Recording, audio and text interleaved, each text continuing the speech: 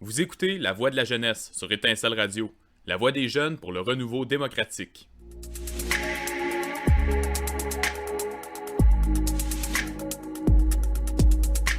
Le 3 février 1930, le Parti communiste du Vietnam a été fondé à Hong Kong sous la direction de Ho Chi Minh, le dirigeant légendaire du peuple vietnamien, auparavant connu sous le nom de Parti communiste de l'Indochine. Il a été fondé à une époque où le peuple vietnamien subissait l'oppression et l'exploitation la plus brutale du colonialisme français. Les patriotes vietnamiens ont été tués, incarcérés ou exilés lorsqu'ils ont organisé la lutte anticoloniale anti-impérialiste pour renverser les Français. La résistance fut héroïque, mais n'a pas réussi en raison d'un manque de leadership compétent et d'une théorie révolutionnaire basée sur les conditions du Vietnam pour la guider. C'est Ho Chi Minh qui a synthétisé les aspirations de la lutte anticoloniale du peuple vietnamien contre les colonisateurs français et tiré la conclusion que sans un parti communiste avec une théorie et une conception du monde marxiste-léniniste pour guider le mouvement, le peuple vietnamien continuerait de connaître de grandes difficultés à réaliser la victoire dans sa lutte anticoloniale. Au moment de la fondation du parti, Ho Chi Minh a lancé l'appel. Le Parti communiste indo-chinois est fondé. C'est le parti de la classe ouvrière. Sous sa conduite, le prolétariat dirigera la révolution dans l'intérêt de tous les opprimés et exploités.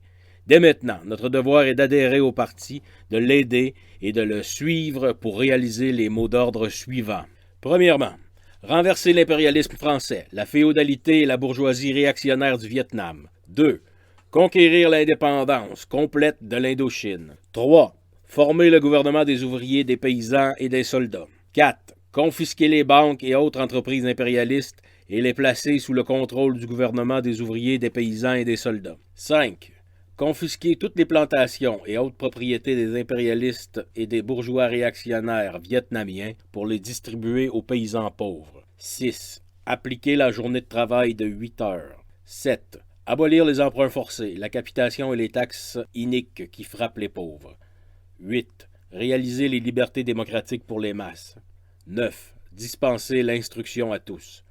10. Réaliser l'égalité entre l'homme et la femme.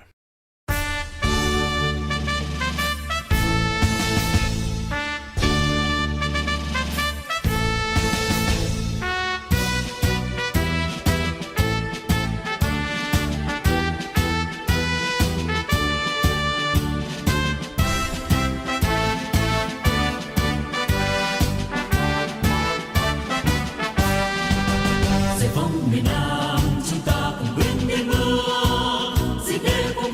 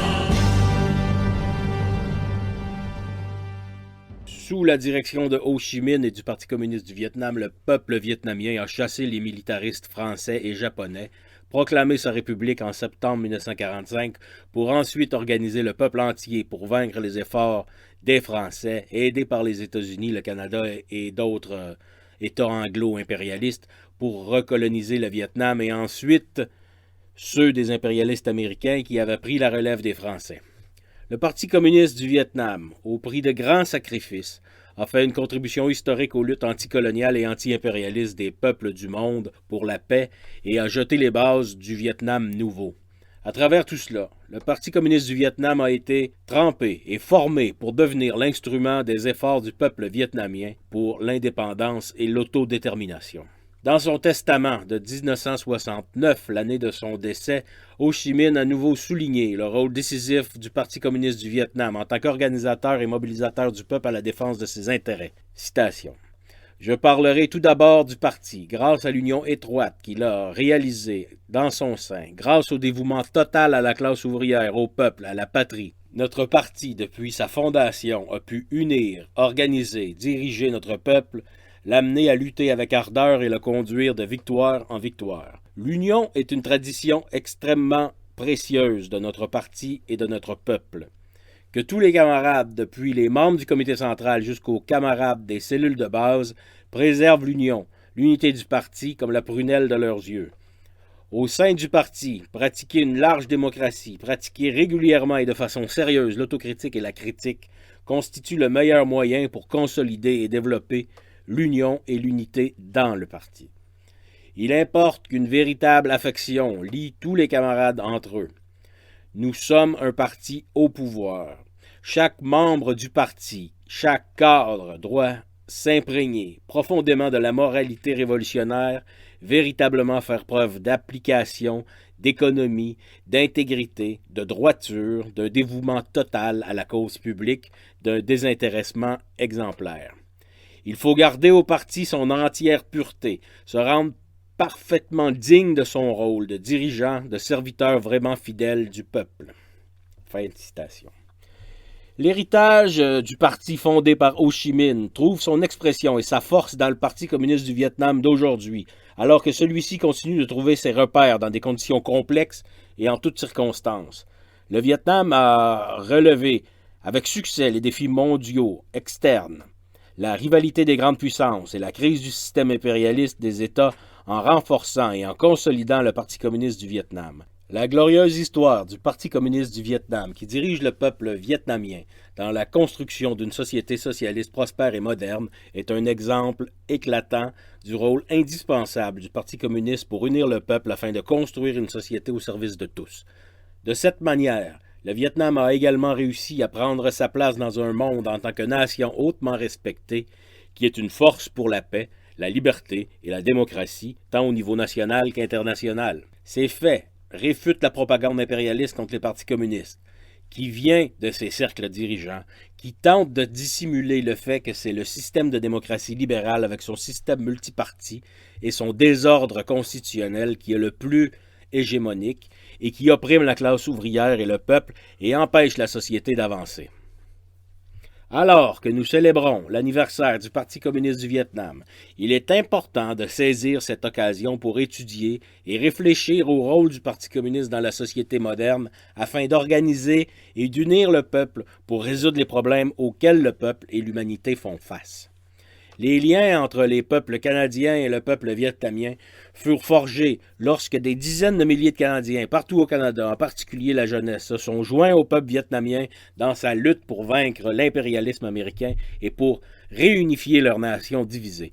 Le peuple canadien s'est aussi opposé à la vente par le Canada d'armes et d'armements, y compris des ogives de munitions, des produits chimiques pour fabriquer le napalm et autres produits aux États-Unis qui servaient à attaquer le peuple vietnamien. Aujourd'hui, les liens avec le peuple vietnamien se sont renforcés par les visites de Canadiens au Vietnam pour apprendre à connaître et à apprécier ce pays et par d'autres liens bilatéraux, ainsi que par les contributions des étudiants vietnamiens qui vivent au Canada. Les peuples canadiens et québécois seront toujours aux côtés du Vietnam révolutionnaire.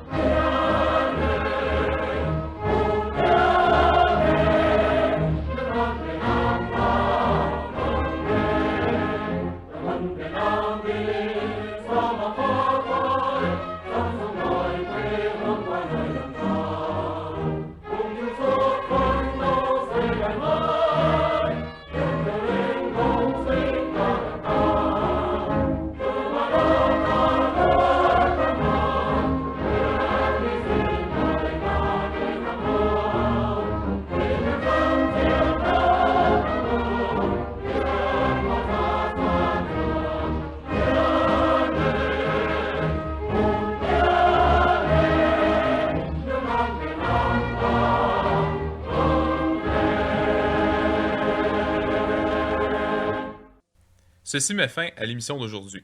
Revenez-nous pour la prochaine diffusion. Le plus simple, c'est de nous suivre sur notre page Facebook. Vous la trouverez sous le nom de Jeunes pour le renouveau démocratique. Allez aimer notre page, nos publications et surtout diffusez nos émissions parmi vos camarades, vos amis, vos connaissances. Vous pouvez aussi nous joindre par courriel au ydr.jrd@gmail.com. Au revoir, à bientôt.